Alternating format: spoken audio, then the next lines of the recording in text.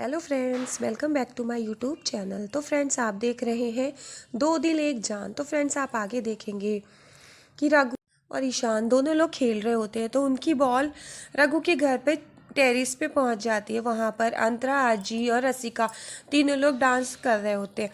तो बॉल आने की वजह से आजी और रसिका दोनों लोग छुप जाते हैं। तो अंतरा वहीं पर खड़ी रहती है और अंतरा के पैरों में घुंघरू बंधे होते हैं। वो रघु को सामने देखकर एकदम से स्टैचू हो जाती है। ईशान कहता है कि दीदी बॉल फेंको, बॉल गिर गई है। अंतरा उसकी तरफ देखती है और फिर खुद को उसे समझ नहीं आता क्या करे, वो कुछ भी नहीं बोल रही होती। इधर आजी ये सोच के परेशान होती है, अगर रघु ने घुंघरू देख लिए, हम लोगों को देख लिया, तो वो बहुत चिल्लाएगा। ईशान ये सोच के परेशान होता है कि अगर दीदी को पता चला कि हम दोनों लोग यहाँ पर खेल रहे थे तो दीदी डांटेगी। और रघु कहता है, तू पागल है क्या, तुझे सुनाई नहीं पड़ता, एड़ी है क्या, और तू मूर्ति क्यों बनी है। इधर आजी और रसिका दोनों लोग बैठे होते हैं। आजी रसिका से कहती है, जब पानी का नलका खोल दे, पानी की आवाज़ से घुंघरू की आवाज़ दब जाएगी, सुनाई नहीं देगी। इधर अंतरा देख रही होती है और आगे सामने रघु और ईशान खड़े होते हैं। वो लोग बार बार बॉल के लिए कहते हैं। इधर फिर वो कहता मैं आऊँ, तो वो कहती नहीं, मैं दे रही हूँ। और फिर अंतरा बॉल उठाती है और वो रघु की तरफ फेंकती है। रघु कैच कर लेता है। वो कहता है ईशान से कि तेरी दीदी कैच तो बहुत अच्छा फेंकती है, उसको भी अपनी टीम में ले ले क्या। फिर वो कहता है, अरे छोड़ो, चिल्लाएगी बिना बात के। और फिर कहता है कि ओ ऐसा कर कि अब तू नीचे जा, यहाँ पापड़ बन के क्यों सूख रही है। तो वो कहती है कि मैं धूप लेने आई थी, सेहत के लिए अच्छी होती है ना।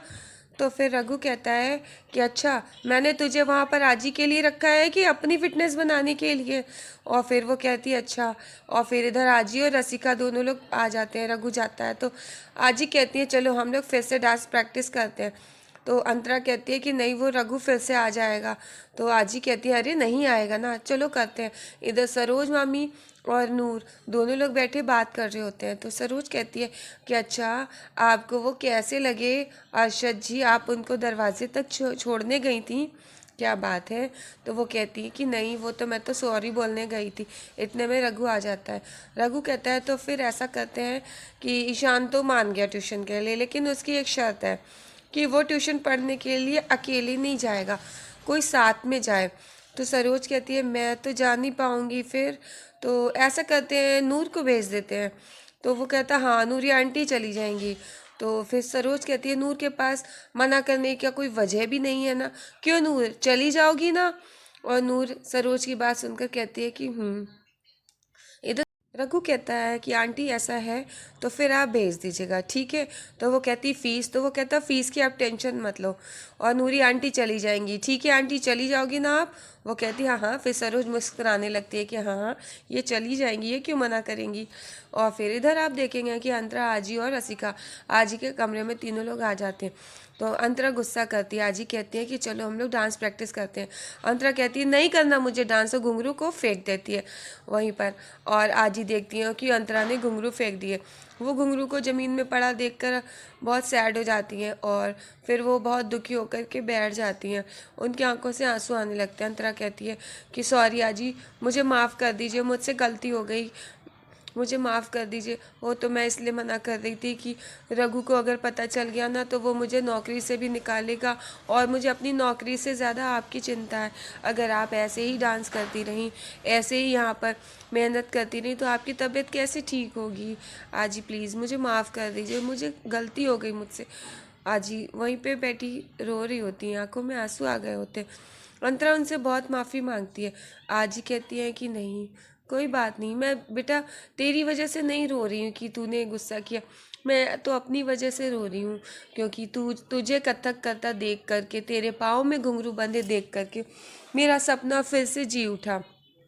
जो सपना मैंने गैस पर तो चढ़ाया था और गैस ख़त्म होने की वजह से पूरा पक नहीं पाया, आधा पका रह गया वो सपना। मैंने तुझे डांस करता देखकर पूरा होने की उम्मीद लगा ली, मैं एक बार फिर से जी उठी। और लेकिन मैं गलत थी, मेरी आंखें अलग हैं, वो मेरी आंखों का सपना है, तेरी आंखें, तेरी ज़िंदगी अलग है। मैं अपना सपना तेरी आंखों में कैसे दे सकती हूँ?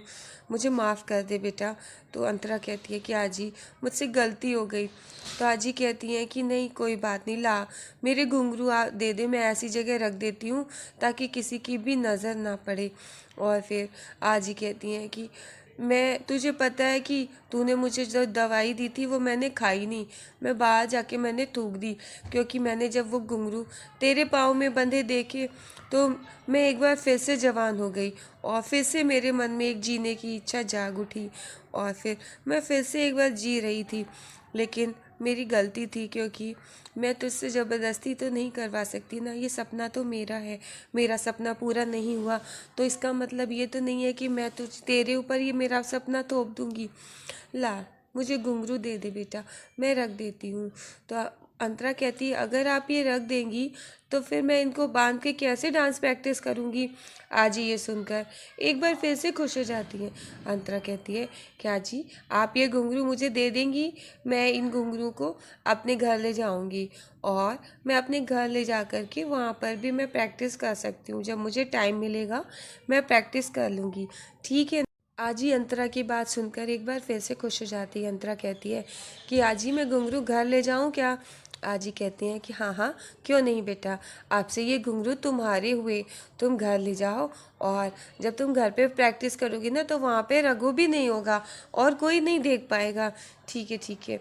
और फिर अंतरा कहती है अच्छा तो फिर मैं ये घुंघरू घर पर रख के आती हूँ और घर पे रखा हूँ फिर आती हूँ। तो आजी कहती है कि ठीक है तू ले जा ये घुंघरू अपने घर पे रखा जा कर के। आजी इस बात से फिर से खुश हो जाती है कि अंतरा कथक करने के लिए तैयार है। अंतरा जा ही रही होती, घुंघरू हाथ से गिर जाते हैं, सामने से रघु आ जाता है और जमीन पे रघु के ही सामने घुंघरू गिरते हैं।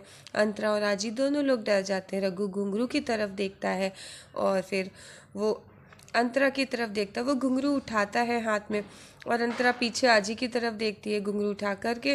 वो कुछ बोल पाए उससे पहले आजी कहती हैं अरे ला मेरे घुंघरू, मैंने इसको दिए थे पॉलिश करवाने के लिए और ला मुझे दे दे, तू क्या करेगा और मैं क्या नहीं करवा सकती। आजी रघु पर चिल्ला पड़ती हैं। रघु कहता है कि पर ये घुंघरू, तो आजी कहती हैं कि हाँ ये मैंने ही दिए थे, मेरे हैं ना, तू जानता है ना कि ये मेरे हैं, मैं पॉलिश नहीं करा सकती, पॉलिश करा के नहीं रख सकती हूँ ना, तो दे दे मुझे। रघु कहता है पर आजी, लेकिन आजी उसकी एक बात नहीं सुनती हैं। अंतरा से कहती हैं जा बेटा तू जा, तू इसकी बात मत सुन, ये तो ऐसे ही है, हर वक्त कुछ ना कुछ बोलता रहता है। और फिर अंतरा वो घुंघरू हाथ में लेती है और फिर वहाँ से जाने के लिए आगे बढ़ती है। तो रघु कहता है कि एक मिनट रुको। अंतरा डर जाती है, वो कहता है कि टाइम से आ जाना कल, आजी को डॉक्टर के ले जाना। वो कहती ठीक है। और फिर आजी कहती हैं रघु से कि चिंटू ऐसा है कि तू अब जा। इधर अंतरा घर पहुंचती है तो बहुत खुश होती है। सरोज कहती है कि अरे वाह आज इस मुस्कुराहट की क्या वजह है, इतने सुंदर चेहरे पर ऐसी मुस्कुराहट रोज़ होनी चाहिए। इधर सरोज मामी नूर आपा से कहती हैं, ट्यूशन के लिए इशारा करती हैं। इधर अंतरा बताती है कि अब ऐसा है मेरी सैलरी आने वाली है, माँ का इलाज भी हो जाएगा और मैं ये सोच रही हूँ कि ईशान का किसी अच्छे से स्कूल में एडमिशन करा देते हैं।